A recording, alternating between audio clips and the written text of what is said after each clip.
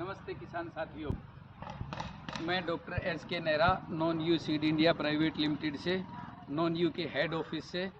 तो मुझे कुछ कंप्लेंट मिल रही थी किसान साथियों की, कुछ नर्सरी ग्रोवर की कि कुछ लोग रेड लेडी 786 का डुप्लीकेट पौधा बना के बेच रहे हैं।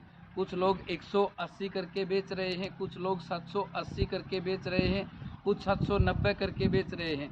किसान साथियों, अभी तक कंपनी ने सिर्फ एक ही वैरायटी बनाई है, वो है रेड लेडी 786। तो साथियों, इन सबसे बचो किसान साथियों, ये आपको डुप्लीकेट पौधे बना के दे रहे हैं।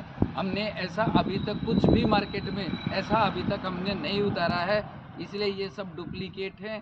तो सिर्फ और सिर्फ किसान साथियों को एक ही ध्यान रखना है, red lady red lady red lady, original red lady के पौधे ही आप बिल सहित किसी भी नर्सरी ग्रोवर से, किसी से भी अगर मांगे तो बिल सहित ओरिजिनल रेड लेडी के पौधे ही मांगे।